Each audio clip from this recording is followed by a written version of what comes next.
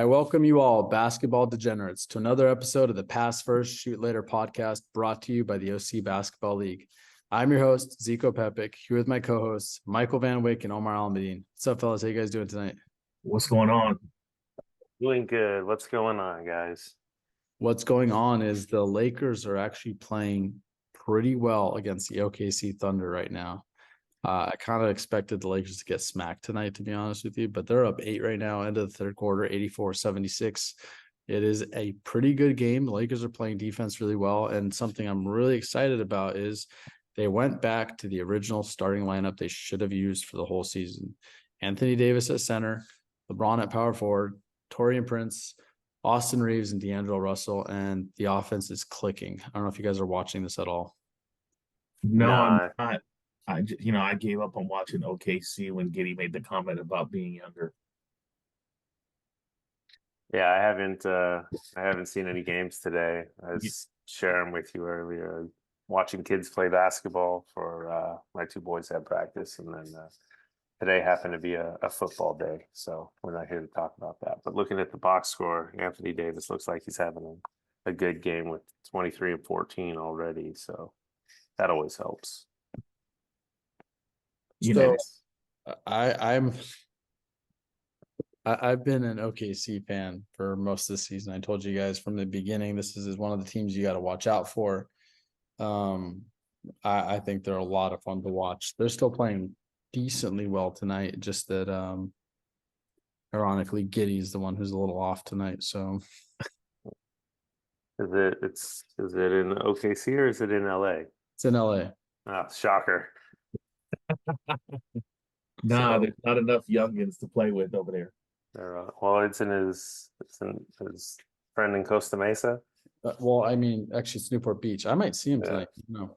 Yeah, see. I don't know what high school she goes to.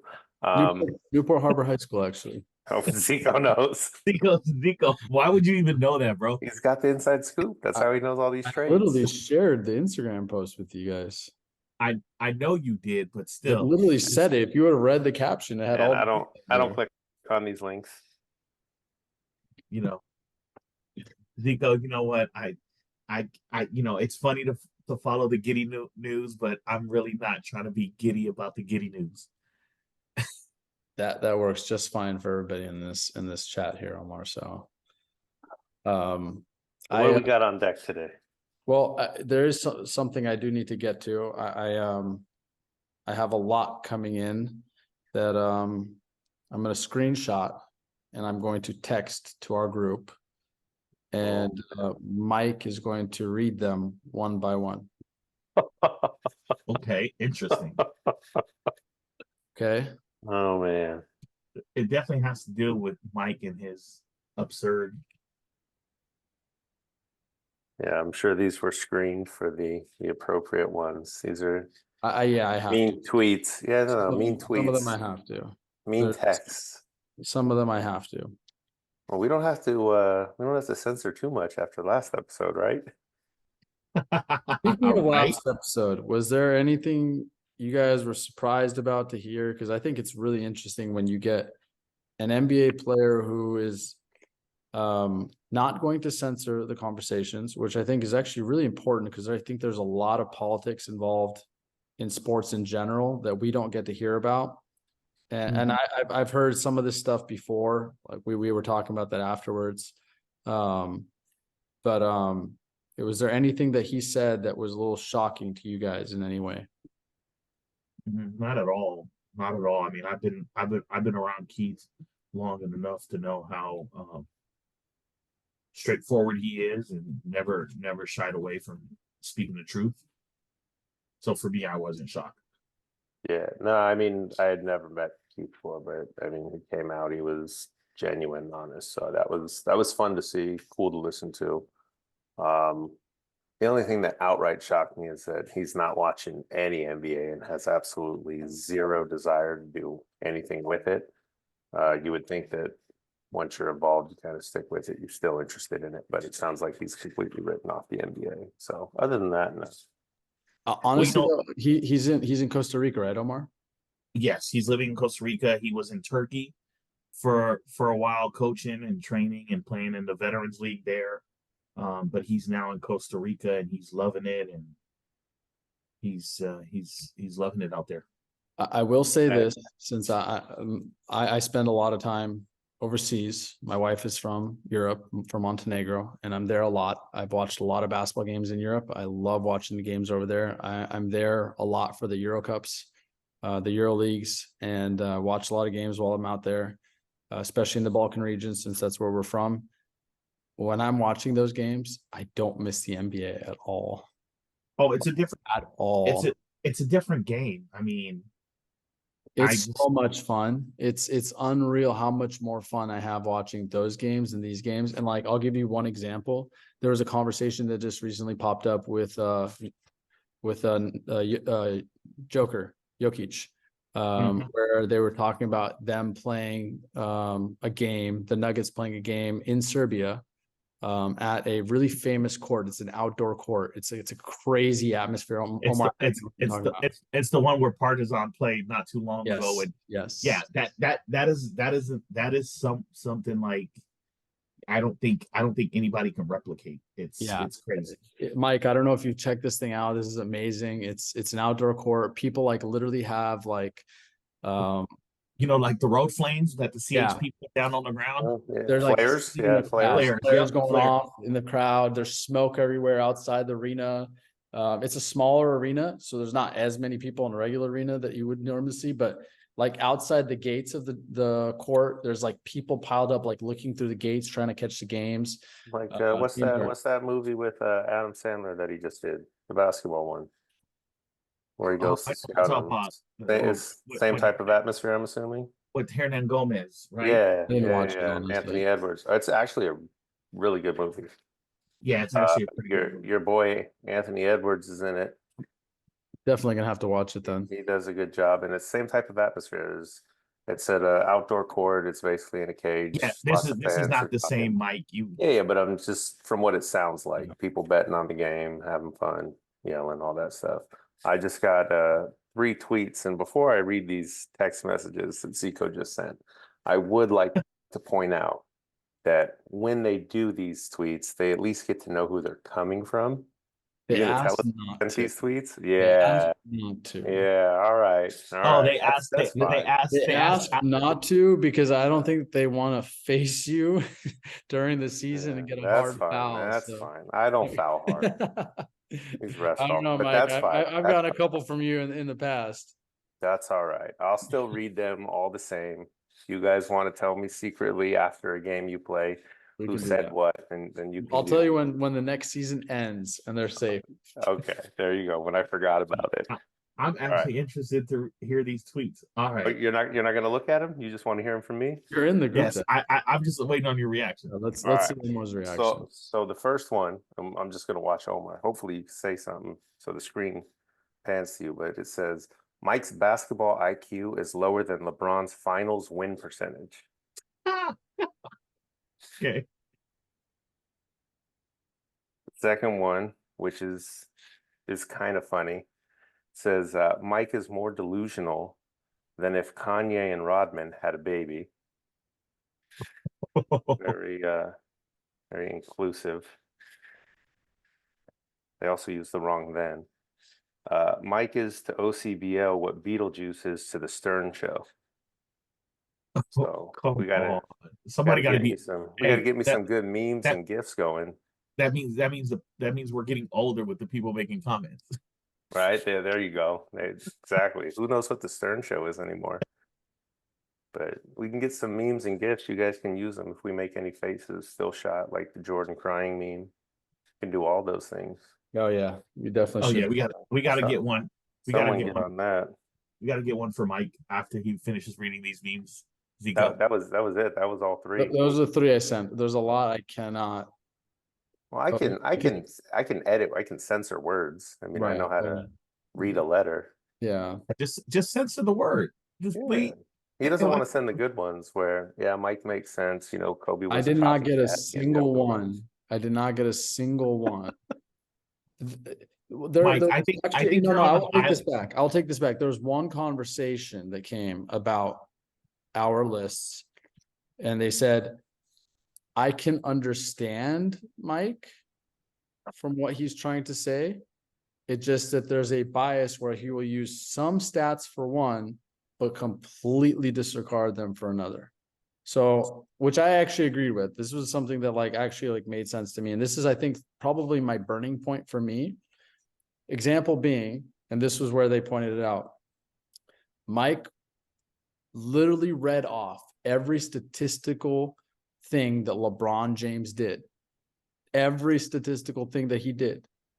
Yet he chose not to let us talk about those things when we were talking about Kobe and use them against Kobe, even though he had more than a lot of the other people on his list.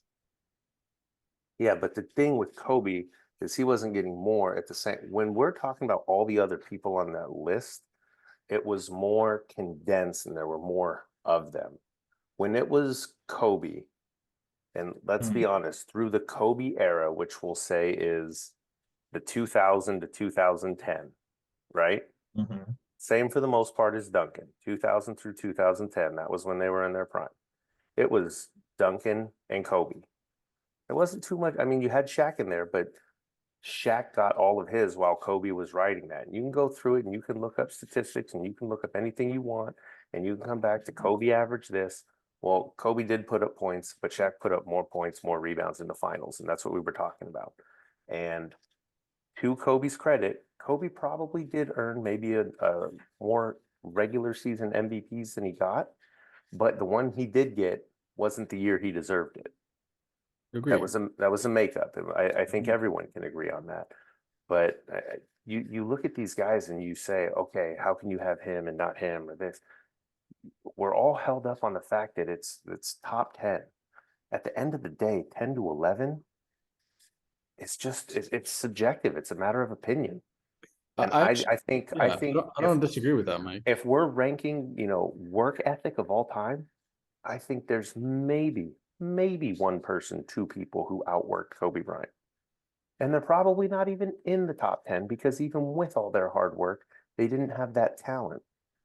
But I just think from where you look at Kobe on the whole scale of things, if you want to say he's the closest guy to Michael Jordan, so he's a replica, but he's not even a better replica of what we already had. He didn't improve any of what Jordan did. So he's just a copy that isn't as good. And that to me, you can't say he isn't as good, bro. He's not as good as Jordan. I can say he's not as good as Jordan. Okay, I think that's different. That's it. I agree with Mike. He's not as good as Jordan, but there are that's what I'm saying. He actually did better than Jordan. There are still things he did better than Jordan, Mike. He shot the ball more often. He shot the ball more often. Yeah, he was a better 3-point shooter than better 3-point shooter, better ball handler. But listen, 3-point shooting wasn't what it was when Jordan was playing. It wasn't the same as it shooting is now. Isn't it would that when Kobe was there isn't what it is now either. Completely agree. I completely wholeheartedly agree. But if you're comparing players to players, the comment that you made that he emulated Jordan and he's not as good as Jordan, correct? Okay, that's fine. But then how does that not put him close to Jordan in the rankings? Like he's literally 10 spots behind him. What do you mean that's not close? Out of how many thousands of players have played in the NBA? He's 10 spots back, and everyone's all up in arms over 10 spots. Again, Mike, I actually have no issue with you choosing to rank him 11th. I just think like there's certain things like what was most important to you in your rankings, and I feel like that's where your bias came in, because if those things were those categories that you focused on were most important and applicable to Kobe, he would be in the top 10. Because that was my issue with you. But you cannot compare the statistics of LeBron James to literally anybody in the league. I didn't say LeBron James. I didn't actually. I don't. Omar said LeBron James. We were mentioning LeBron because you mentioned all of his statistics. You said all these statistics. Well, I was just. If you listed all the accolades, well, then Kobe's accolades and statistics are higher than the number of guys you had on that list. I completely agree. And the whole example thing is that AI that they did, where Tim Duncan was listed number 2. Tim Duncan's accolades are Like it's like It's Jordan, almost a mirror. Yeah, I agree. right? It's Jordan. It's Tim Duncan. But guys, Kobe's on the list. we're There's two focusing people on that are that we're far. focusing on one thing. I read off the LeBron James numbers and accolades because you had both already covered LeBron. I didn't need to repeat what you guys already said. You read those because you were upset that we listed him 5th. I read those because you had already talked about what made him a top 5 player. So I just tacked on all the things he's already accomplished in addition to what you guys had already mentioned. Because you're upset that we listed him 5th. Because we listed No. him 5th. That was the It- problem. Just because it's an easy thing to speak through literally everything the man's done. He's got 3 championships on 3 different teams, 3 finals MVP on 3 different teams. I mean, we don't have to go into all now the you're things going that back he's to the done. same thing I just said. Like it's But we don't even have, but for that's what I'm Kobe. saying. With LeBron James, you can literally focus on anything you want. You want to talk about statistics? He's top in all the statistics. You want to Well, talk about you accolades? wanna He's talk about top in statistics, accolades. You want there's to talk certain- about the eye test? He passes the eye test. The only thing Kobe did that Does LeBron he didn't do, pass the eye oh, test? 100%. The guy can get you a bucket when you need it. He can get you a pass when you need it. He can get you a block, a rebound. Yes, he passes the eye test. Nobody's playing basketball like him. And if you want to continue on and go down these things, the only thing that Kobe did that LeBron never did, and we all know he would have won, is a dunk contest. That's not the only thing he's ever done, Mike. I'm There's a not number. even going to say what came to my mind. We're just Like, going to leave it. Just I would love to see LeBron try and do any of the footwork moves that Kobe Bryant does in the post, which he cannot. But you don't need to. That's like saying, oh, why doesn't Shaq shoot threes? You don't need to. There's different parts of different games. You're not. Well, There's one thing to say I don't gonna need continue- to, if another you're thing to say you can't, and I don't Okay. think All LeBron right. can. Let's do this another way. So Mike, if you're going to continue to play in your 40s, your game absolutely. is automatically going to dwindle, and if you can't find other ways to score, you're going to have a problem. And LeBron is going to. You can see it right now that yes, he still scores at a high level because the game is different. Kobe was doing that when the game was a little more condensed in the paint, and there was more double teams coming his way. What happened when Kobe Bryant turned 39? What did he do in the league? What did he do in the league? He retired. He came off an Achilles injury. Completely different. Like I know we all want to make it going back to our HGH. Okay, wait. Let's exactly. We can go back to this. Like we could mention that. Like, you can go back to a made-up thing that hasn't been proved or any of this, but it has been proven, Mike. No, it hasn't been proven because you guys all said he would have no legacy if it was proven. But anyways, the guy is 39 years old, turned 39 less than a month ago, and he is still in today's NBA a top 10 player, if not top 5, if not for a single game. If you told him one game we needed to be done, still the best player. And I think he proved that with the in-season tournament, regardless of how you look at the in-season. Hold on. So you say he's top 10 statistically or top 10? As far as players in the league right now, if you were picking a team, if you were picking a team right now, and they said I'm definitely not picking LeBron to start my team. If they said for one game, you have one game in the NBA to win a game. LeBron's not on my team. Who's your first draft pick?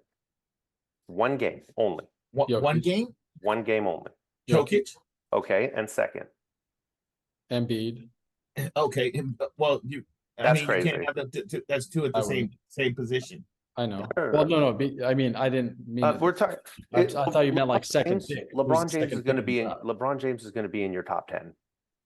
And he if is. he's not, you're Mike, I wasn't trying to actually bash LeBron. Like this kind of turned into LeBron bashing. I'm actually not bashing LeBron. I know you're. My whole thing was there are other players on your list that I think you. I wasn't saying you did this with LeBron. I was saying there are other players on your list that you. Magic, Larry Bird. Magic and Larry Bird completely changed the shape and form of what the NBA is, what it looks like, what it did. The reason that they don't have more accolades is because they went up against each other and then other great NBA players. Okay, well, I mean, Kobe and Duncan literally went up against each other the entire time. And Kobe has 5 rings and Duncan has 5 rings. And Kobe Bryant had Shaq. Kobe Bryant did in a 10-year span. Duncan had some that came at the end of his Kobe career. had Shaq. Yeah. You keep forgetting the numbers that Kobe put up with Shaq alongside of him. Well, no, he was alongside of Shaq benefiting from For the triple first few teams years, on Mike, Shaq. I agree. But the rest of Kobe Bryant's career, Kobe Bryant was facing those double teams. Kobe For the Bryant rest of was the Kobe Bryant's reason career, how many times did he make the playoffs versus miss the playoffs when Shaq wasn't there? he was hurt for 2 of those seasons, Mike. That's like you can't How many seasons? hold on, How many Mike, seasons did hold Kobe on, play Michael. without I got he a Shaq? missed question for you, one Mike. because he missed the season with 40 games he missed due to injury in that first season without Shaq. Let's not Okay. even go there. I gotta ask you a question, Mike, and I just want an honest yes and no response. During that Kobe era that we're talking about, right? That you said he didn't make the playoffs. Mhm. Was the West stronger than the East? Sure. Okay. What does that have to do with anything? Because it plays a big factor in whether you make it out of the West into the playoffs with the type of roster that Kobe had. His start, he had Chris Lim and Kwame Brown and Smush Parker starting, bro. Bro, we could do this with numerous Okay, who? teams. Tell me, because LeBron's teams that You went to the can't- final, you we already can't admit compare the East was this. weaker. You The can't East were compare this to any other team, Mike. But you see the difference? We said LeBron took them to the finals.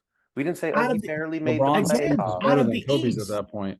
LeBron actually had an all-star on his team. Ilgauskas was a 3-time all-star. Yeah, look, And he was an all-star before LeBron came. as far as the way Omar looks at past all-stars, I mean, Brooke Lopez to him is a washed-up player who doesn't mean anything. So if you're going to give me Brooke Lopez isn't, but Ilgauskas is, then we can stop this Well, conversation. Omar right now. did that. I didn't do that. I was on the same page as you as Brooke Lopez, and which is the same conversation to me as Ilgauskas. But the guy also had Timothy Mozgov. And hey, Mr. Laker fans, tell me how you feel about him. Who did he have alongside him at that time that Timothy Mozgov was his center? He had Kyrie Irving. That whole team was stacked. Like Kyrie Irving, can we go back to Kyrie Irving? Fantastic player. Wonderful. Good. Great. Right? Extremely skilled. What's he done without LeBron James?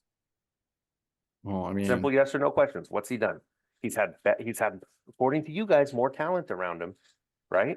no, I mean, there's As outside soon he forces went with to the team. Boston. He went to Boston. As soon as he When left he got Boston, hurt. Boston got great. They got great, but then he got hurt in the playoffs. What happened when he went to New Jersey? I mean, that's a completely different situation. That's the I pandemic know, that happened. I that know he can't- everything, get his- everything. I know Mike, everything's always a No, different situation. you have to, like, think about this. Like, he wasn't allowed to play because he refused to get vaccinated. Are you going to hold this against the person? But wait, but he did get to play when it counted. Afterwards, like, Yeah. yeah, but then what happened then? James Harden bailed on the team. Like, the whole team had other issues go on. Like, this is what I said. We're talking NBA politics now. If you want to talk NBA politics, like, listen, well, one thing you and I agree with. One thing you and I agree with is Greg Popovich is the greatest coach, I think, in NBA history. You and I agree with that, right? I would. He's the greatest coach in NBA. He's my favorite coach I've ever watched. I say he's one of the greatest. Yes, No, to me, he's the greatest coach. Me and Mike both think he's the greatest coach. Imagine playing. Think about this. Think about this outside of basketball. Let's even think outside of basketball. Think about every team as a family. Imagine going into a family where you have structure, you have consistency, you're going to be held accountable for things. What happens to the kids that grow up in a situation like that? They thrive. Then now go to a situation where there's a ton of drama, there's overhaul, people are coming in and out. You don't know who's going to be the coach, who's not going to be the coach. That's what Kobe Bryant went through, and this is what Tim Duncan went through. Okay. Okay. Kyrie had the exact same thing happen to him. Like, you can't compare those things. That's politics. If you want to put the politics aside, because the same thing happened to Magic and LeBron. What did Magic and LeBron do? They were coach killers. They were coach killers. Magic refused to play for certain coaches. He wanted them out. He kicked and screamed and whined and complained like crazy, making sure to get him out. What did LeBron do? How many coaches has he gone through? How many players have they both gone through? They were rotating players left and right. Because of Magic, the Lakers were paying tax unheard of in the 80s compared to any other team. And yet they kept doing it for these players. But we've all heard the stories, right? That Jeremy Lin told of Kobe Bryant coming into one practice in the season. He had an Achilles tear. He was done.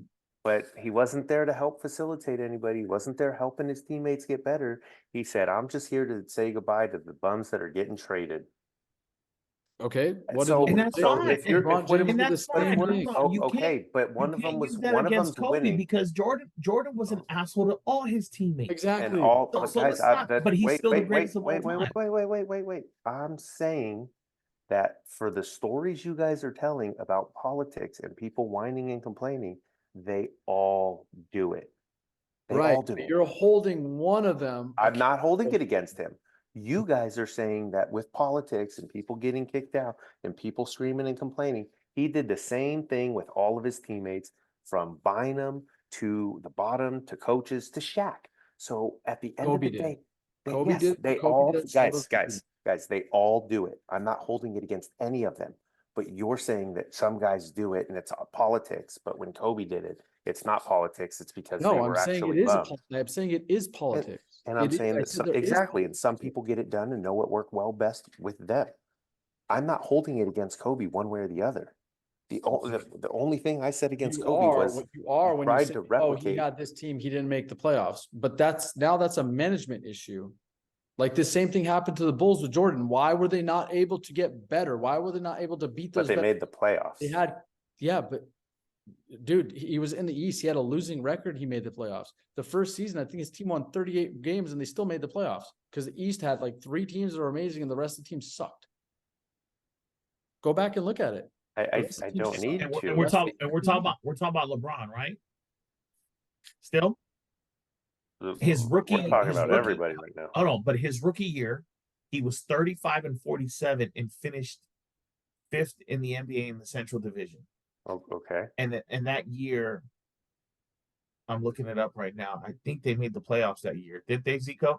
No, he missed the playoffs. No, he missed the first year, right? Carmelo Anthony's team did, and they still gave the rookie of the year to LeBron, even though Melo had almost exact same numbers as him. Well, we know why. Listen, rookie of the year, all of those things that are voted on by people, that's whole different things. We're not going to go into who earned what, because like I said, Kobe probably got more MVP, should have gotten a couple MVPs that he didn't get, and got one he shouldn't have gotten. That's voted on by media and all kinds of things, right? So no one's going to go there and argue those. If you get the accolades, we'll call them out. Great, but rookie of the year. So why you listed all of LeBron's accolades? We already went through this because you had already talked about all the things he did. We can't diminish and talk about what LeBron does on a court. We could do that all day. I read the stats and the accolades because you guys already covered the rest. Right, but then when we list the accolades of Kobe, Kobe, they're negligible to you. They're not. Because you're telling me the difference between 1 and 11 is 10 spots, but there's people right ahead of Kobe that their accolades don't match. It's not just about accolades, guys. Then we're not just listing accolades. Otherwise, Havlicek would be in there because he has more accolades than almost all of them. But he's not in anybody's. It's a combination of the things. You keep getting hung up on you listed LeBron's accolades. Right, but I listed his accolades because you guys already listed what he did on the court. We already know what he's done on the court. We already know what he's done statistically. So I just covered the accolades at each different stop in his career.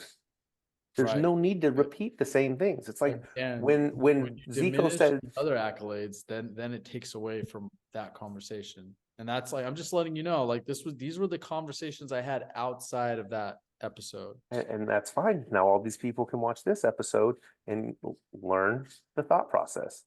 By the way, one other thing that somebody asked me, you said that when you were doing your list that you had a couple conversations with people, right? One thing that someone asked me was, who the F is Mike talking to? Well, to be fair, the people I talked to also agreed that Kobe should probably be higher. But that's why I put him ahead of Olajuwon. So I'm gonna answer that question. You guys convinced me. I'm gonna answer the question that that person asked to. Mike talks to Michael Van Wyck and the MVW. Mike Van Wyck. Having conversations with the people in my head. They know, someone in there's got to know, right? But All no, right, I well, mean, All right. Well, I we told can you move guys. on from this. We did have an episode planned today. We weren't just gonna recap. Yeah, the Kobe love that goes on our Instagram page. You guys all, I'm sure, stick with that too. We could move on, right? No, actually, people love that. Yeah, I'm The amount of sure. likes I got for all those, you wouldn't believe it, Mike. It was absolute fire that week. Yeah. well, going back to what we said, Lakers up 5 with 14 seconds left against OKC. Yeah, Yeah, they usually find a way to. looks like they're pulling this victory off, which is great. It's a big win against it's a good team, against a really good team. Okay. Anywho, we're going to jump into today's podcast, which we spent the last 30 minutes avoiding. I'm sure everybody's excited at this point to finally get into the meat of things. Today we are going over Our, Our final and last. hang on, are we gonna go through this division, or are we gonna talk about this video since we're still on the top 10? you know what? Let's go over the video. You got the video, right, Mike? I sent it to Yeah, you. yeah, I've seen it earlier. I think everybody has I think seen everybody it. who watches NBA has seen that video or Yeah. looks at basketball on their Instagram. Is the video of Wilt versus Russell? I mean, these are two guys that have been in people's top 10 for decades now, and now it's surfacing to show. Yeah, I and it mean, looks, I mean, it's in color and everything, so it's I will point this out. I saw this video. I've seen more videos of Wilt and more videos of Bill Russell playing against each other versus other people. I've seen a lot better videos where it's more more impressive. athletic. Yeah, more athletic, It's quicker. more impressive than this one is. However, these are like one of the things that like makes me hesitate with a lot of the older generation players. The skill level was different. The rules were different as well. Guys, you couldn't palm the ball in any way, shape, or form. You couldn't put your hand on the side of the ball. But then you look at the way they're getting their buckets, and Bill Russell being the notable defensive player that he is just letting Wilt do whatever he wants in this video. Wilt is literally shooting over him without Bill Russell putting a hand up. Some of it, like from a defensive standpoint, I watch, like, even when I'm tired, I at least put a hand up, contest. A lot of those he wasn't contesting at all. And I've seen videos like that from other players defending Wilt as well. Smaller players. I saw one where like he had like a 6'7" guy on him, and he was just literally finger rolling shots right over the guy's head, with the guy not putting his hands up. So some of this does take away from me for some of the older players, which I did mention in my top 10. Like, I was always respectful to the older players, but they are starting to go down my list. But yeah, what do you guys think about it? Like, does it affect you guys at all seeing some stuff like this? So two things that jump out right away. One is how quick Bill Russell or these guys get off the floor. It's Wilt, right? He's off the floor and into a finger roll very quickly. And like you said and mentioned, there are other videos of him where he's extremely athletic that show off more than this. But that's the first thing that jumps out there is you see that and it's like, okay. And I'll come back to the second thing after Omar has his thoughts, because it's more along the lines. well, I mean, at the end of the day, when I spoke about my top 10, some of those older guys were left off, and as the game evolves, and as people's players, current players start winning more accolades, you're going to start seeing more and more of some of those guys fall off, and that video just justifies more the reasoning behind why those players were good for that era or that decade or whatever it is until the game evolves. And I'm going to say this and leave it at this: is I think to give each one of those greats, because you don't want to, like Zico said, you don't want to disrespect them, but to give every single one of those greats the respect that they deserve, I think there's probably going to have to be more lists for every era of basketball, establishing that time frame of these are the greats of this era, these are the greats of this era, these are the greats of this era. you're playing this game because of them. And it's going to continue like that for generations to come, where the transcenders, you know what I'm saying? The guys that have changed the game, like for me, I had Steph Curry in my top five. I mean, my top 10, sorry. And he's now changed the game. So he's now 10 years from now, there's going to be somebody that's going to, you know, be considered a great because of how the game has changed and evolved because of what Steph did to the game. So I think that's the best way to pay respect for these all time for these greats. So I had Steph in my top 10 too. So you're also delusional with me. But the second thing that I Nobody was, Mike, nobody really commented about that. So try yeah, try no, to try to fair drag enough. me down when you're down. That's gonna be we, hard. we all had the same top 10 for the most part. But anyways, the second part of this that I was going to say is you watch this and you see the same thing, and you said he's getting that finger roll off with ease. And that goes back to what I've always, and many people say, you don't have to do more than what's necessary. Basketball should be an easy sport. Stockton and Malone could do more than a pick and roll, but if the pick and roll works every time, do the pick and roll. If you can do a jump off the ground quick and finger roll the ball in, don't not do that. Same thing. If you're doing something and it works, there's no reason to change it. That's your advantage. Why make the game harder than it should be or needs to be? And I think that's what you see there is he's got to move. He has his spot. It works. Didn't matter who was guarding him. He would drop 50 a game. Boom.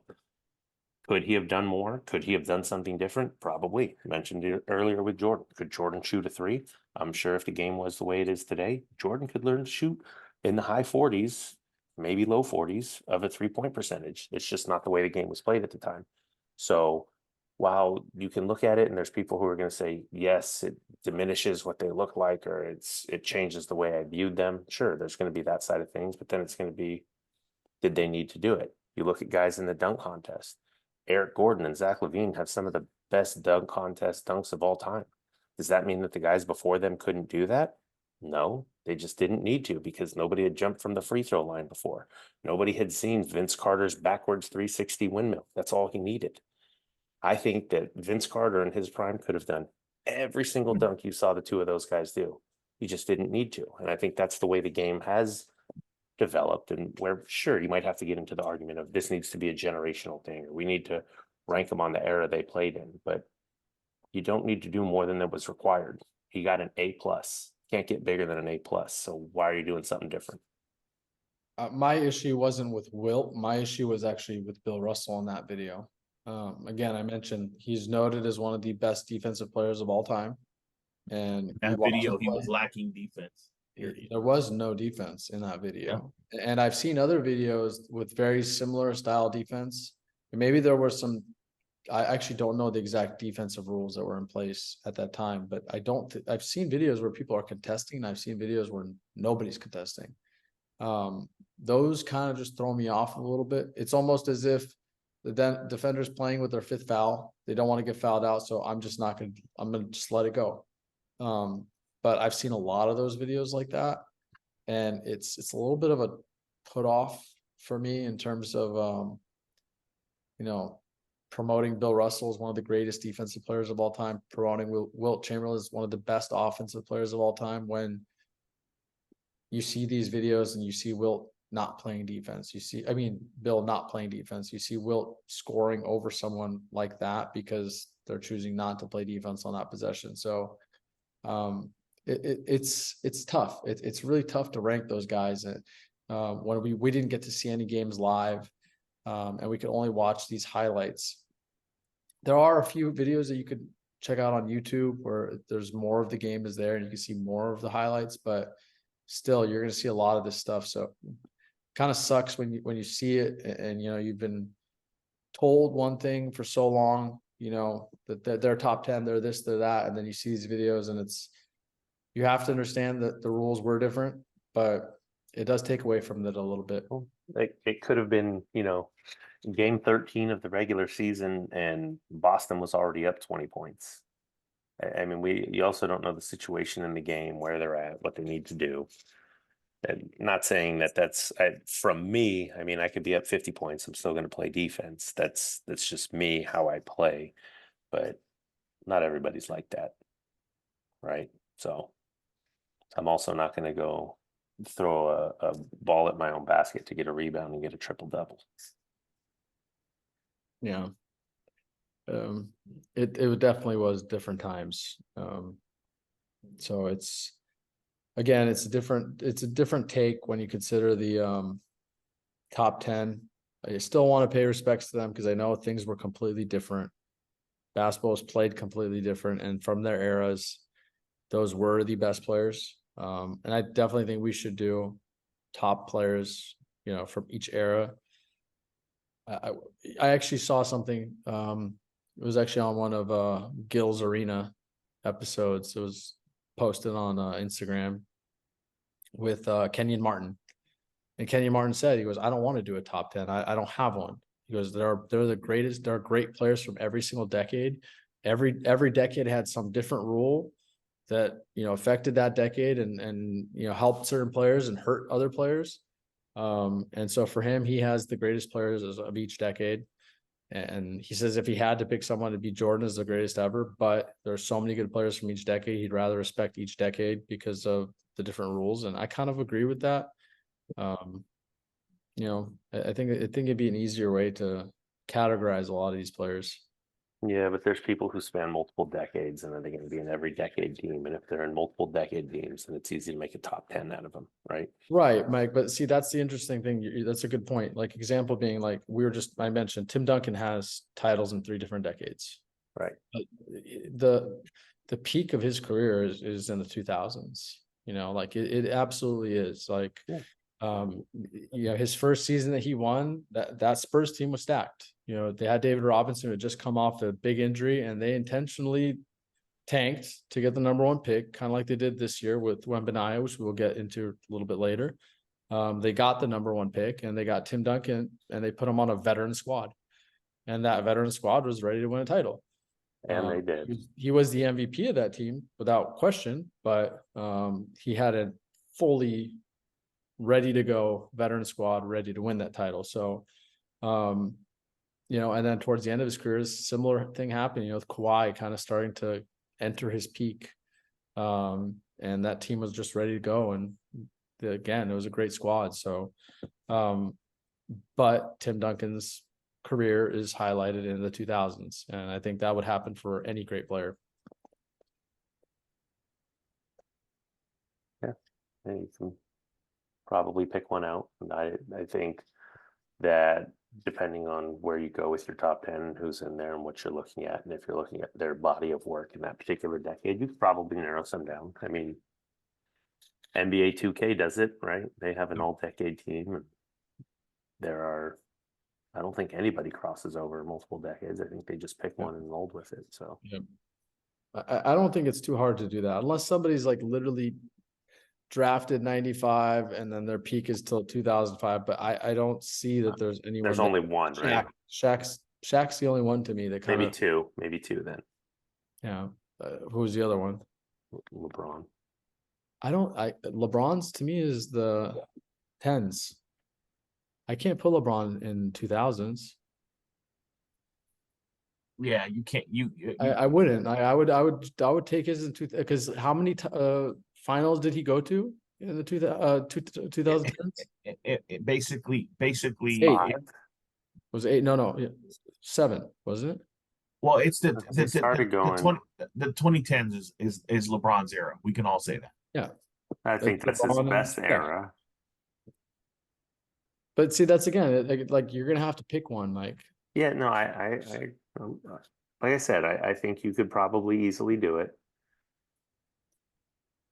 But if you're looking at guys and you want to make an exception, I think you got probably Shaq and LeBron would be the closest 2 exceptions.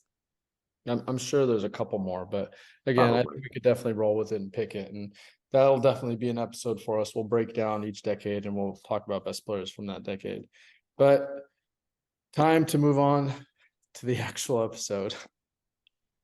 Man, we got to roll through this pretty quick. Yeah, we don't got too much 30 time to speak minutes. about this Well, division here. But it's you know what? We are talking Southwest Division tonight, which to be honest with you, I think might be the easiest division to go over. We've already talked about Victor Wembanyama a lot. I think all of us agree he's going to be a great player. There's actually a game he had that I was really happy to see. I kind of mentioned something earlier in one of the other episodes, when Chet had his game against Embiid, and I kind of will use, especially for big men, I'll use guys as, the bar of what they have to use, see how they play against a certain person to see how successful they'll be in the NBA. And Chet played great against Embiid, even though he's way skinnier. If you watch the game against the Denver Nuggets when Wemby was up against Jokic, it was amazing. I mean, his defense was so phenomenal. I don't know if I've seen anyone actually play better defense on Jokic. Yeah. Did that game. His length genuinely bothered him. He took away passing angles.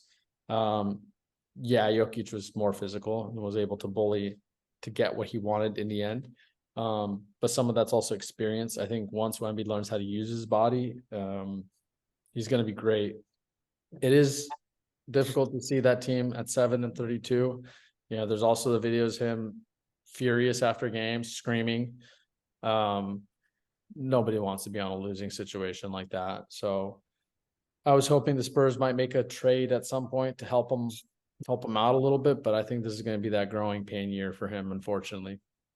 And tacking on to what you said, I think once he gets a little bit of strength, once he gets a little bit older, tacks on some experience, some veteran know-how, I think you'll see a lot more out of Wemby. I think the big thing is surrounding Pop and how much longer Pop wants to coach and what they can get out of other players, or if they get another player that wants to come in there to play second fiddle. I mean, they got some guys that are good. I don't think they have any outside of Wemby, obviously, any generational talents or anything that's going to drastically change the game or even be a legit second star. But yeah, they got a lot of work. And yeah, that's a very valid point. How long Pop's is going to keep going, especially with recent coaches, the frenzy of coaches retiring, announcing their retirement from, I know I'm cross referencing here, but from college football, these coaches that are older in age that have nothing to give no more, so how much longer is Pop going to keep going? Okay. But, well, we can move on to Memphis. Again, we've talked about Wemby quite a bit earlier this season. With that injury to Ja Morant, I mean, that was the only thing keeping their season, I would say, interesting. I don't want to say afloat, but keeping their season interesting is the return of Ja Morant. But now that he's out, that team, And Bane's out too now, 6 weeks. Yeah, so with Bane out, Ja out. I heard they're trying to sign Isaiah Thomas. What's that going to do except sell tickets for a week and then be done? I mean, yeah, I mean, I was happy to see Ja play well when he came. He did play pretty well when he was there. But yeah, this team, I'm curious to see if this team, glad no one saw that, Omar. Why not? I didn't even see it. I was looking to sign. I don't even know what you did. No, when he said Ja Morant was playing well, yeah. We don't need all that. Yeah, you weren't on, Mike. You have to look at the green screen, see who's being focused on, Omar. That's why I kept talking so it wouldn't go to him that's when he why did it again. I try to make a noise to have it pop up real quick, but I guess it didn't work. But that's all good. That's it says shoot or shoot. Shoot or shoot. Yep. Speaking of that, a non-shooter, in my opinion. What do you guys think about Marcus Smart being on a trading block and rumors of him coming to LA? So that's the one thing I was just about to mention. Will this team start to sell? Will this team start to sell whatever assets they have? There's not a lot, but I'm sure that there's going to be a playoff team that'll be interested in Marcus Smart, Luke Kennard as well. It's like a shooter off the bench some certain teams could use. You guys see this team trying to make any moves going forward? Well, right now I mean, outside of you mentioning Luke Kennard, I mean, if you look at their roster, outside of him and Marcus Smart, really, there's not many that could add a value to a contender or a playoff team, championship team. you know, the rest of their players are all role players there, and a lot of younger players that could have potential.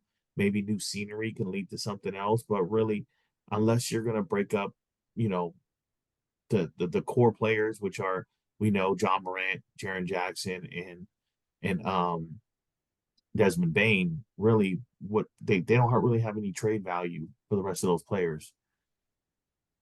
Yeah, the only thing I could think that they might try and do is if they try and like package Steven Adams' contract, just to see if they can get an asset for him.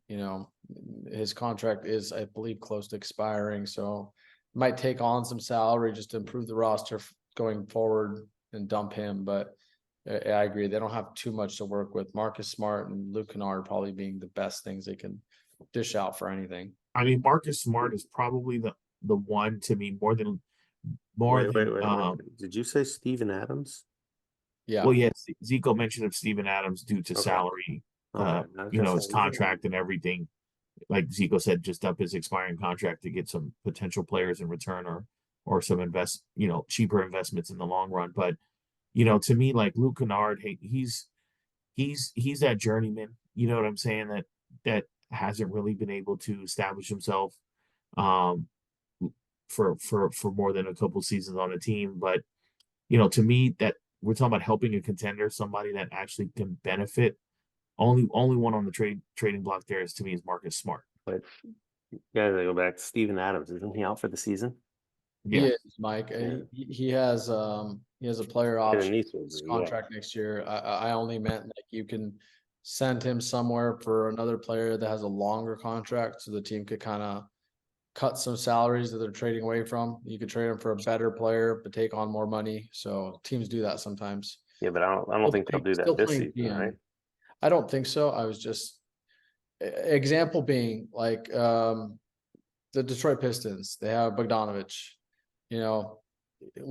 I could see them saying, "Yeah, we'll take Steven Adams. It's okay if he's hurt for the whole year. We'll trade you Bogdanovich just to get some assets back." Like example being Steven Jackson and Zaire Williams for Bogdanovich, and then that way they have a really good shooter next year when Ja is back. So it's just an example that they could. You do that, you're basically telling me that Luke Kennard is expendable, right? And you're not going to move him. No, I was just giving an example. I said if anyone else is tradable, it would be that player for that reason. Example being, like if you look at Brandon Clark, he's a backup power forward for the team, backup power forward, backup center. He's making the same amount of money as Steven Adams, only he's on another 4 years. Steven Adams has this year and a player option next year. So it's a little harder to move Brandon Clark for the value you're going to get for him at $12 million because of his contract being 4 years. So I'm just playing GM. I know Mike hates that. Well, it's not that I hate it. We're going through a team that they need a lot of GM moves right now, and there's no salvaging this season. I think their core three is good enough to get them back to the playoffs, regardless of who you put around them. Is it good enough to win? No, I don't care who you put around them, because if those are your big three, right, your Baines, your Morant, and Jaren Jackson, it's not a championship team. And what else is in the NBA? It's just not. So regardless of if they're missing the playoffs or they had a great regular season and they're the 2 seed, at the end of the day, it's not getting it done. I agree. The next team, the only thing that they could, excuse me, try and do is just attain assets. the next team on that list is Houston, which I know they were hot early in the season, and I asked Zico if he thought they'd stay there. He said, yeah. They're now under 500. They're not in those that top anything. They're not in playoff contention at the moment. Well, they just dropped out of the play-in because the Lakers win tonight. So really, the 10th seed right now is between Houston and LA, right? And obviously the Warriors, but can't rule them out. But yeah, Houston was in the play-in until the Lakers won tonight. Do we think that something's going on with Houston now and they'll get back to winning? Or do we think that something was going on with Houston in the beginning and now they're back to their normal self? Which I think it's more the latter, where they're just not quite a playoff team. They need some help. And they just Well, were doing better in the beginning. well, keep in mind, you're talking about a Houston team that had, I would say, like a semi overhaul here. 100%. A lot of new players, a new head coach. I mean, you can't discredit, regardless of his off court antics, but Emeka Udoka as a coach, what he did with Boston. You know what I'm saying? Like, could Houston have been overachieving early on in the season, and now, now things are settling in? Possibly, but they're still a new team, still trying to figure out ways to gel, still trying to find the identity of the team. I mean, you're talking about right now, some of their key players were starters on other teams before they came over here to be a starter. So, they almost have like a whole new starting five, and with the rookie starting too. Completely agree. And that's what I was going to say. And that's why I think that they were doing better in the beginning, because nobody had any scouting on them. Nobody knew how they were going to play. No one knew what they were going to do. But if you had to look at their roster and you said, all right, this is their best player, who are you picking? Sangoon, Exactly. which I said that last year as well. Right. And I Sangoon is not a guy who you're building an entire team around to win a championship. No, but now, you do Mike, have, but I'm gonna point something out really quick. I'm a big fan of Sangoon. I watched him play when he was younger in Turkey. He is in the mold of Jokic, and I'm gonna tell you right now, give this guy 5, 6, 7 years, and you're gonna be looking at him in a similar manner as we're looking at Jokic right now. I'm calling. he's only 21, Mike. Yeah, I know, and You know, he's gotten and better each and every year. From his rookie year, he went from 9-5 with 3 assists to 14-9 with 4 assists to this year 21-9 and 5 assists. He has consistently gotten better. I agree. and he's going to continue to get better. And those European bigs that actually can adjust to the NBA game actually are able to succeed at a high level. But one thing that we did talk about, Sangoon being their best player, but we can't discredit the fact that they still have Fred VanVleet, who has been able to carry Toronto, throughout his time there. Not consistently, but he's been a focal point. After Kyle Lowry left, he became their starting, go-to guard. But he's still young. He's still 29. Yes, he's an undersized guard, but he's still young. Dylan Brooks, he is 27. You still have Jalen Green, who's 21. Like, that's a pretty young roster there. And and to sit here and kind of say, okay, well, yeah, it's a bad look that Sangoon is their best player. Well, when you have a very young roster, you're going to expect somebody that young to kind of hold that torch. Mike, I'm gonna point something out. When Ime Udoka became the coach of the Boston Celtics, he had a lot of backlash due to how he was treating Jason Tatum to start. He wanted Jason Tatum to play differently. He wanted him to adjust his game, and there were some growing pains in that first season. In fact, Jason Tatum struggled. His numbers went down earlier in the season. Towards the end of the season, Tatum started to figure it out. There are two guys on this Houston Rockets team that are going through this exact same thing. Sangoon completely understood what his role was and excelled in it, but part of that is due to him playing in Europe. However, Jabari Smith Jr. and Jalen Green are going through those same growing pains that Jason Tatum did. It is completely different for you to play AAU basketball your whole life and have everything centered around you and your highlights and that what you're going to do, and then go to a team where it is a team concept, but you're going to play through a different player who fits within the team concept because he's going to be better than you, as opposed to him being better than you right now. Jabari Smith Jr. has been struggling. He has the potential to be a really good defensive player. He just needs more time. He's 20 years old and he's rail thin. I don't think he's as good as Chet. And that was probably a mistake on Houston's part drafting him ahead of him. Jalen Green too. He's a phenomenal offensive player. He just needs to be the kind of player who learns to not have the ball in his hand the whole game, which he was used to last season, and his numbers were much better last season. So I think this is a growing pain situation. They came off hot because they bought in. I think right now those young guys are, what about me? Mode. And you're kind of seeing some of that right now. I think Houston still is a very good team. I think once those guys mature, they're going to be a really good team. And again, they're going to play around saying, oh, that guy's going to be a stud in this league. And if those other two guys can figure it out, be the one of them at least be the Jamal Murray to that Jokic. And the other one, Aaron Gordon.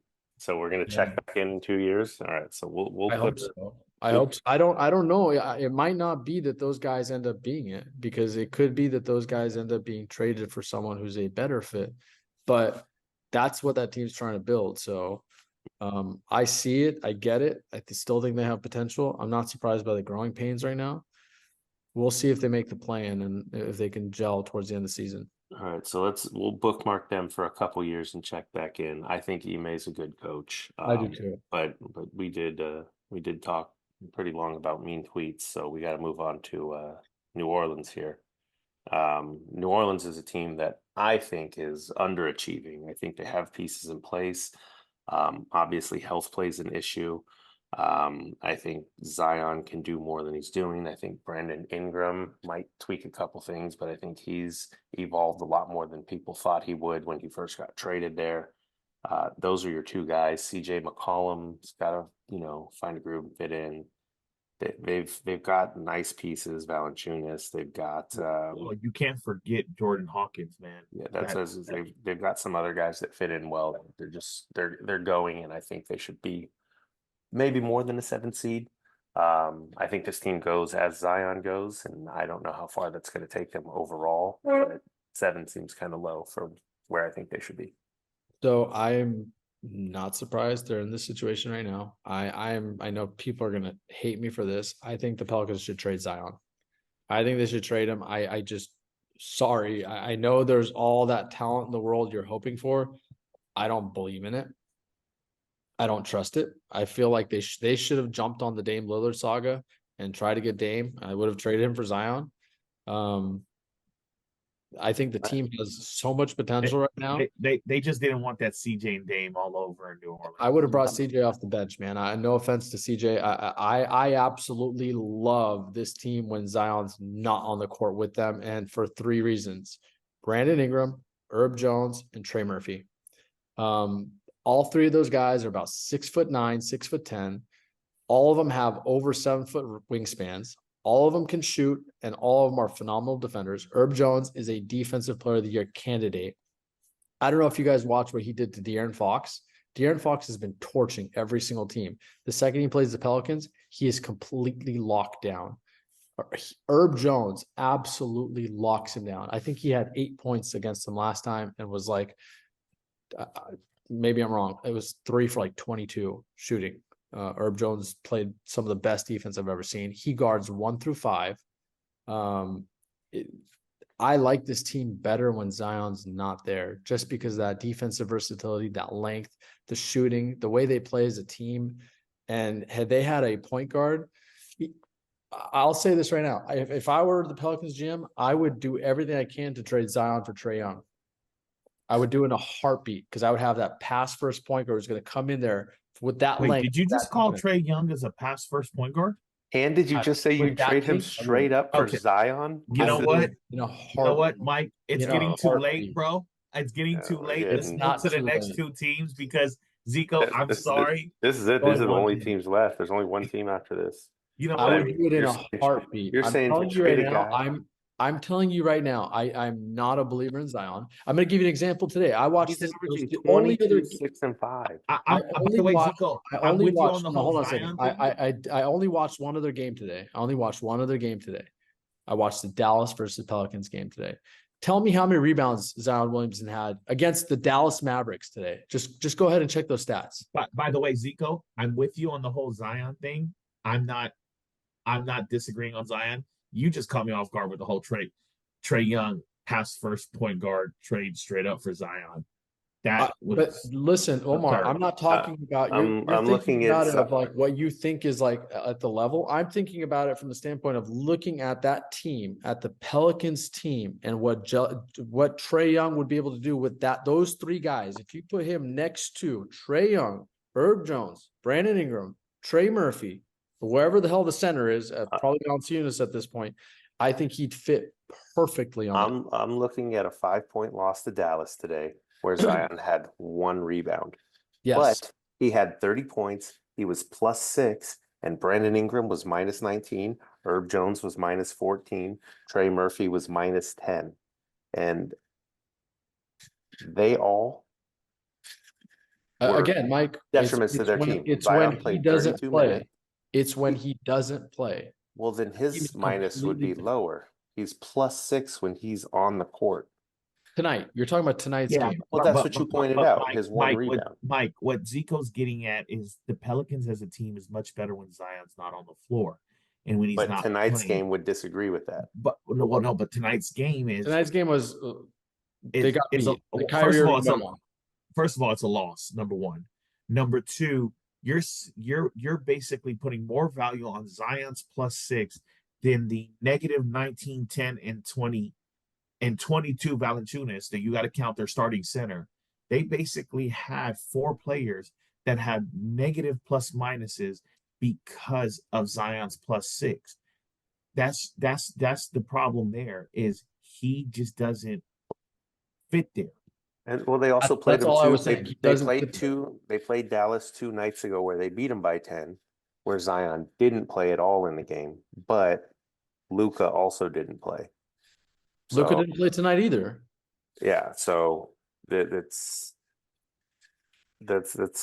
kind of iffy there. But I can see what you're saying where you build I around the just guy don't think that's he not the fits. fit. That's all I'm saying. I just I- don't think he fits. I can see that, but to say you'd trade him for Trey First Young who I straight up, think fits better that's for someone who I think crazy. fits better.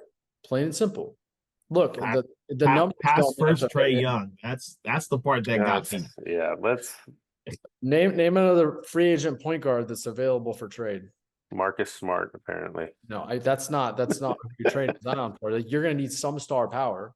Like you could sell Trey Young for Zion. You could sell that. Yeah. I just don't think I don't think he fits there. Let's move on. Okay. Hired GM Zico is making some crazy trade calls. Let's talk about the last team, which we just kind of touched on, the 6th seed Dallas. Dallas mixed bag going in with Kyrie and Luka. Can they share the ball? Can they coexist? I think they can. I think they've done okay. Are they a championship team? No, I think they need a few more pieces, maybe one more piece. Luka obviously is a monster. He's the team leader in points at just shy of 34. He's the team leader in rebounds at just over 8. He's the team leader in assists at just over 9. I mean, Luka's a monster. I'm a Kyrie Irving fan, but the Me team's too. going to go Big just time. as far as Luka takes him. Basically, statistically, you said that. This is going to sound probably crazy, but the way Porzingis is playing today in Boston, he to me would have been that missing piece for this Dallas team. If today's Porzingis, because we know he played in Dallas before, but today's Porzingis in Dallas could be the missing team to answer your question, Mike, to make him a championship. I'm going to disagree with you there, Omar, for one reason. Health. No, that's not actually not it. I think the reason that Porzingis is playing better in Boston is because Boston has wings who create. Boston doesn't have 2 point guards who create their offense. And I think that Porzingis was stuck in a situation where he was either doing a high pick and pop or sitting in a corner, which he talked about that recently, where he was told to literally stand in the corner of their offense so that Lucas could sit and create. I don't think he fits there. I don't think he's mobile enough to fit there. I think one of the reasons the rookie that they have this year, Lively, is playing so well is because he's an active big. I think for a big to be successful with Kyrie and with Luka, it has to be an active big. And Porzingis is the kind of player where he's playing in Boston right now, where it's a team offense. He's perfect for. Everybody shares the ball. All 5 starters are scoring double figures. It's a better fit for him. Whereas this Mavs offense it's catered to Luka and Kyrie. They're going to be either dominating together on the court or with whatever unit they're on. More pass I first think point that, guards. sorry, More pass first point guards. they're not pass first point guards. I don't really even think that Kyrie is really a point guard, to be honest with you. I think he's kind of like in that Steph Curry mold of being a smaller shooting guard. I don't think that Porzingis fits there. I think they need a guy like Siakam or a guy like Jeremy Grant from Portland, an active big who moves a lot, who runs, who cuts off of players, who's back cutting constantly, and who could play defense and chase. I think that would be a perfect fit next to those two and Derek Lively and Derek Jones Jr. We just saw Grant Williams get demoted. He's coming off the bench now. Dante Exum is the new starter because Grant Williams has struggled with mobility. He's too slow playing with them. Yes, he's physical, but he can't move with those guys. So he's today's generation PJ Tucker. So yeah. So not that it can happen, but if you could put Sengun there, would in your mind, would that make them a championship team with everything else they have? Or do you need somebody more active, like you said, that can run around? Sengun would probably fit really well just because he's such a good pick and roll threat. But I feel like he's still too young for them to be like a title contender. So you want like a Ben Wallace, DeAndre Jordan? No, again, I said someone like Siakam. I think Siakam would fit really well with that team. Siakam will definitely fit well with that team. His ability. Yeah, I think but he'd fit really well with that team. Like he literally goes right into that starting lineup of Lively, Siakam, Derek Jones Jr., Kyrie, and Luka. That's a really good starting 5, offensively and defensively. But when you talk about athletic, active big men here, obviously Sengun is can create and score, and like you said, he's more in the cut from the same cloth of Jokic. But this is a cheap bargain, and I'm not saying he might take him over the top. But when you talk about athletic big man and active big man, I like a guy like John Collins. Not enough defense, man. They need someone who can play defense as well. You really think Siakam is bringing that much of a defensive change to that team? Absolutely. To the extent to make him a championship team? Further along than John Collins, yeah. Look, the way the West is going, he's not their center either. Siakam is not your center. Lively is the center. That's what I'm saying. Yeah. Yeah. But John Collins isn't the center either. But he plays the center spot a lot. So does Siakam. All right. They were literally playing. Siakam played center all last season. They started Scotty Barnes, Siakam, Anunoby, and we see how that ended. Well, I agree. I didn't say it was going to work, but they have Lively. They have bigs. They have other bigs that would be there. You have Lively. You have Powell. You have Kleber. So like Siakam would literally be relegated to staying power forward. So I think he'd fit again. Like Siakam or Jeremy Grant to me would be huge for this team, and they're already doing really well. They're first in their division. They're what seed are they in right now? They're actually tied for the 7th right now with New Orleans. Actually, I think they're ahead now since they have the tiebreaker with the same record. You put Siakam on this team right now, they're going to be better, so maybe you're looking at 3rd or 4th seed in the West with Siakam. Does that win it? A lot of things would have to go right for them, but I would like that team. I already like this team quite a bit. I think they're just one piece away. One piece. I mean, I think in Well, now Dallas got there. I think, like we said, as far as Luka can take them, and if you give him one more piece to where he can kind of spread that out in the playoffs over a few more games, then yeah, I could see that. What do you think about Nick Claxton from Brooklyn? I like Nick Claxton too, but I think he's a center. I don't think I like Lively a lot, man. I was really high on him in the draft. I think he was a great college player. I knew his game would translate better in the NBA. I think he's the perfect big man for this team. So I'm looking for that either to upgrade the 3 or the 4 spot, and preferably the 4, because right now they have Derek Jones Jr. playing the 4, and he's a little too frail. Like, I don't know if you watched him trying to guard Zion today. It was difficult.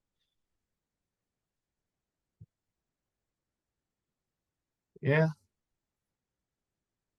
So What other power forward is out there that you guys think might be a better fit? Like, you tell me. Like, none that are the available. Knicks aren't trading Julius Randle. Yeah, I can tell.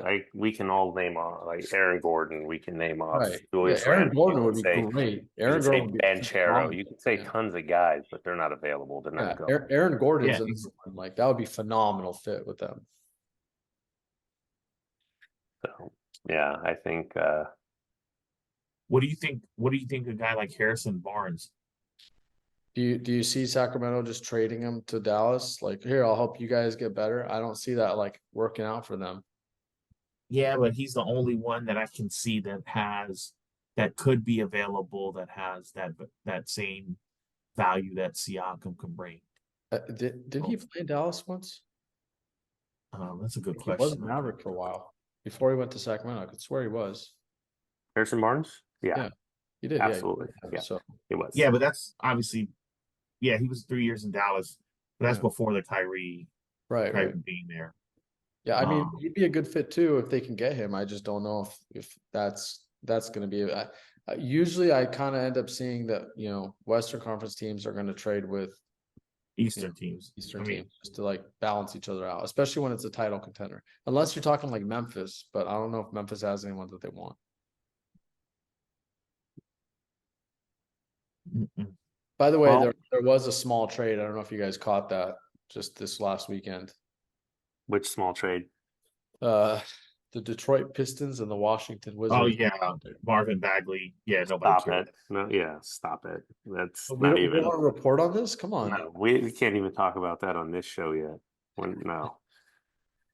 Well, you know what? I will point out one more thing. We are at that January 15th point. Teams can now trade players that were signed in the offseason.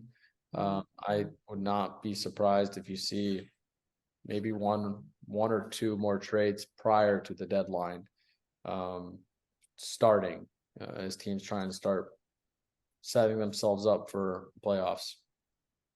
Oh, you know what? Since we're going back to that whole conversation, a power forward for Dallas, if they're willing to move him or forward, is Michael Porter Jr. from Denver. Yeah, but they're not. Denver's not getting rid of Porter Jr. Yeah, but he's in the rumor on the trading block. So where'd you see that one, Omar?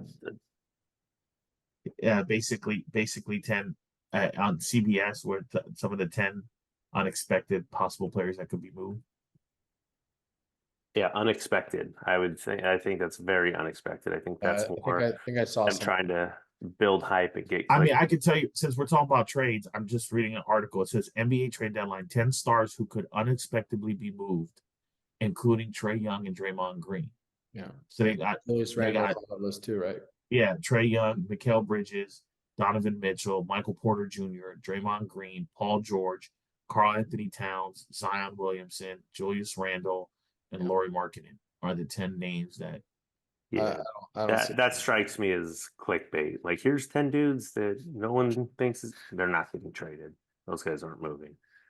Again, so much of this is politics. Like, you have to look at, one, is the team playing well? Is the team's chemistry doing well? Like, are two players having issues with one another? I think there is some smoke in Golden State. I don't think they're going to trade Clay. I would not be surprised if they did trade Draymond, but I also would not be surprised if they don't. Every team has some situation that maybe they can work through, but teams that are successful doing something like that, like, what is Denver going to do to get better? Trading him. I don't see a trade out there that makes sense for them to do. Yeah. Like the chemistry is so important, and that team has it. And you just came off a title, and for you to trade someone like that would affect your chemistry, I don't know if it's worth it. Yeah. You know, Guys to keep an eye on, just like off the top of my head, like Siakam's number one right now. I think he's getting traded. Just wait for it. I think DeRozan's there. I think DeRozan's a guy who could be traded at the right price. Caruso as well.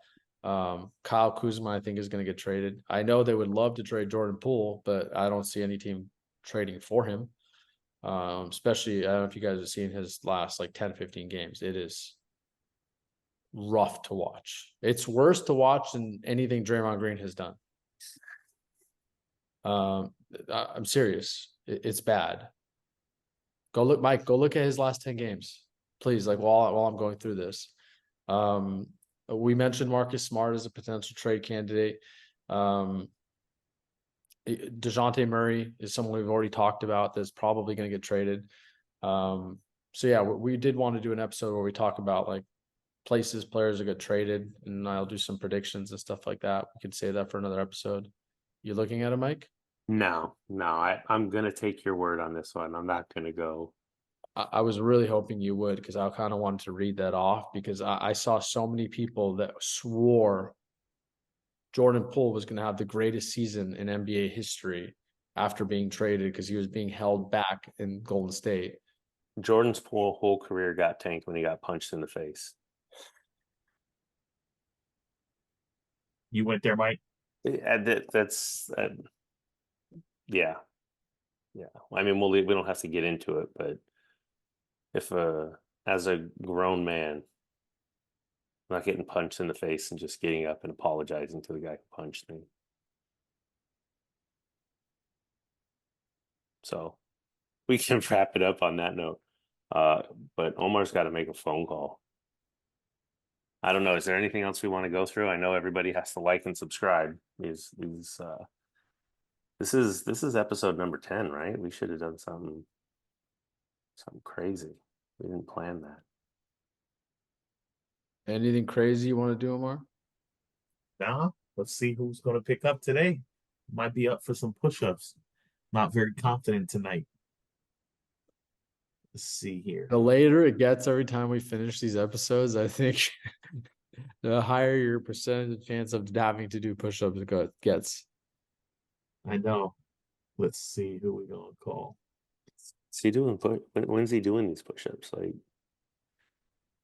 not right after the phone call, right? Are we gonna have to send us video? Well, Yeah, you know what? send a You video, know I'll what? put it on Instagram. Just He's hit gonna up. do one of those where he's on the wall, like with a camera, like pointing up. You know what? Marcus will be disappointed if I do something like that. He's been whooping my ass on that training program. So Shout out to the breathing vegan. him off. All right, let's see. Hey, if he can hook me up with a nice ice bath I'm from sorry, the the person backyard. you were trying to reach has a voicemail box that has not been set up yet. Please try your call again later. Where are you Goodbye. calling? I'm calling Eric Davis. Oh, You know, it's he probably has it on Do Not Disturb. You got to call twice in a row. Why don't you have his number saved? You think I have everybody's number saved, bro? I mean, I yeah. would like. I got would- Eric's number. I got it saved in my phone. Mike, Yeah, let's that's see because the he played answers with for you guys you. on Tuesdays, and that's Mike, why we couldn't even get our team on Tuesdays because he was so indecisive. Mike, let's see if he answers for you. Why don't you try calling? Hey, him? shout out. Nah, I'm not gonna call him right now. Nah, you can call him, but shout out to Eric, our Tuesday the team. thing That's is, a championship team. I'm sorry, the person you were trying to reach failed. has a voicemail box that has not been set up yet. You got a backup. Let's try I'll let you double or nothing here, Omar. double or nothing. Okay. Yep. Let's see here. Double or nothing.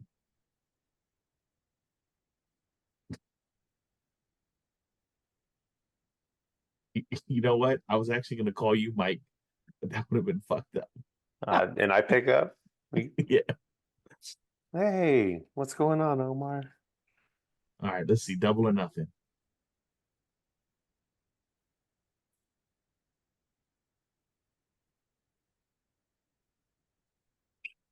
What's good, Frank? Frank, what's good, bro? Hey, I got Mike and Zico here with me. We're wrapping up the podcast, and we got a question for you.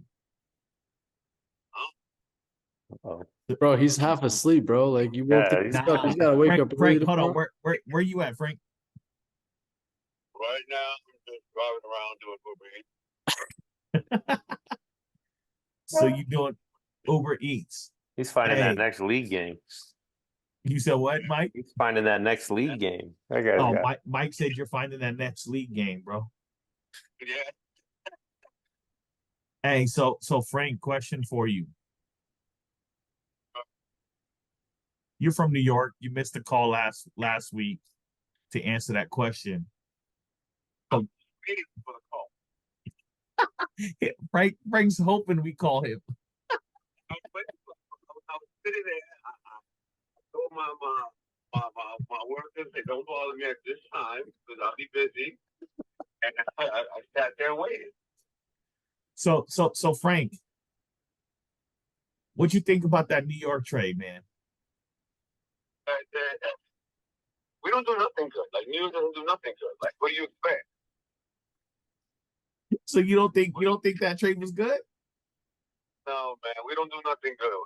I think what New York loves to do is we take nonsense and hope to God that becomes a blossom, which it never does.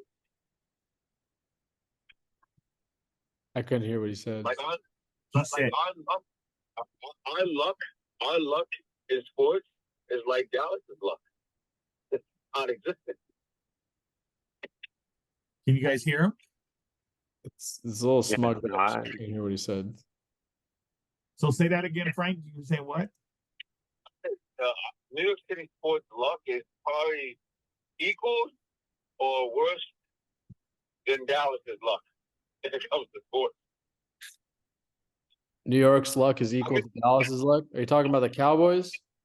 Yeah, Yeah, basically. Now, defensively wise, possibly can be, but I don't know. I don't know.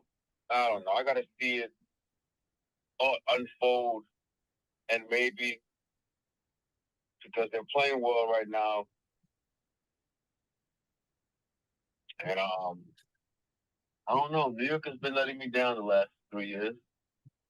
Frank, sound- I think I'm they're gonna one and done talk in you the off the playoffs. ledge, Frank. Frank, I'm gonna talk you off the ledge. I like the New York Knicks too. I have a lot of family there. I've been to Madison Square Garden, one of my favorite places I've ever been to watch a game. I really like the trade. I think New York has one more trade coming. Just hold on, man. I think this team is going to be pretty solid. I don't know if they'll win a title this year, but I would not be surprised to see them get to the Eastern Conference Finals. I'm calling it. I've said it on this show already. So Now, if nobody gets hurt, that is possible. If nobody gets hurt, yeah, that is possible. Somebody gets hurt. Our problem is New Yorkers, and New York is just we demand so much, and we trade so quick. We don't build. you weren't We going just anywhere with Barrett, man. You like, weren't. we don't build. You Even like you heard what Carmelo said, bro. You heard what Carmelo said. Barrett was a bland player, and I liked RJ, but you know what? I'd rather have Anunoby. Yeah. Mike's shaking his head. Well, Frank, I love it. Mike shakes his head at everything because he's delusional sometimes. I got multiple people talking in my head apparently, and I Hey, no, you know what? Frank, we got to ask you this. Frank, we got to ask you this. Where does Kobe rank all time? Say it again. Where does Kobe rank all time, Frank? What is Kobe's rank? I wanted to get in this conversation. To me, because I am from New York City and I'm about hard work and getting the job done. I'm a Jordan, Kobe, then LeBron fan.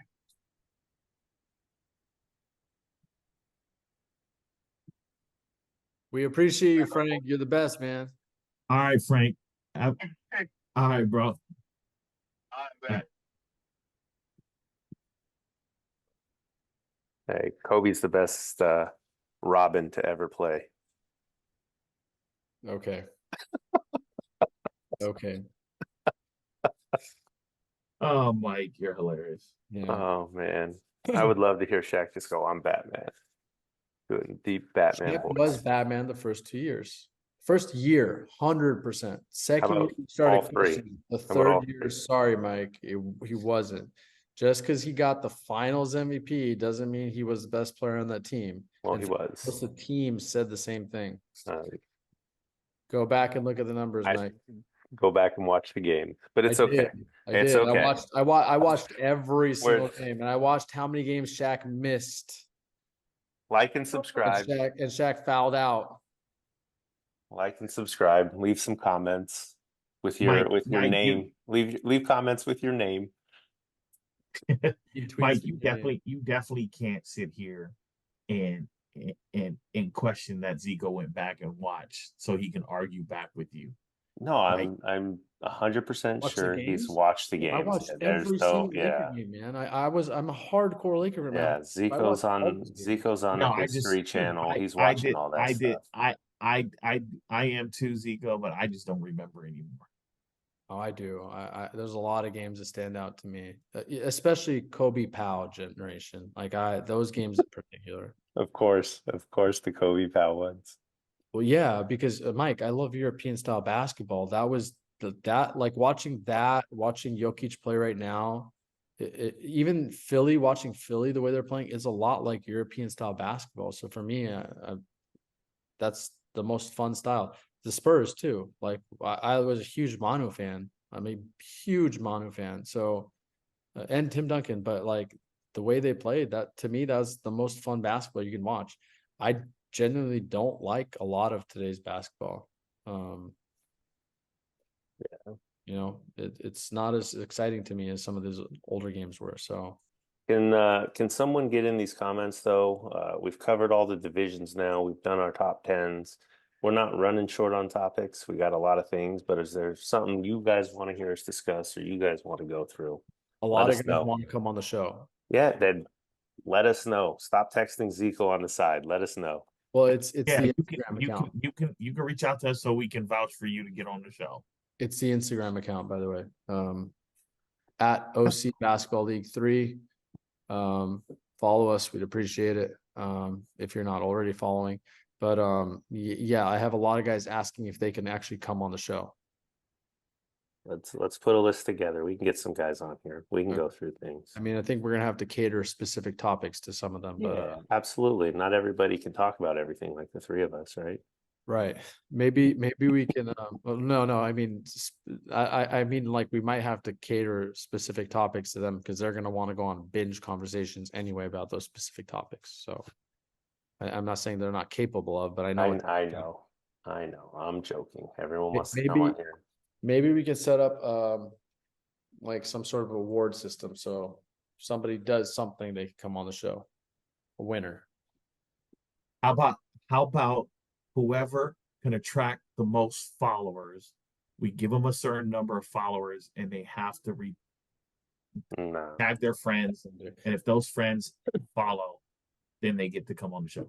I was thinking about doing an ice bath challenge. I'll take an ice bath, and then anybody who does an ice bath records it will be entered into potentially getting on the show. What do you guys think of that?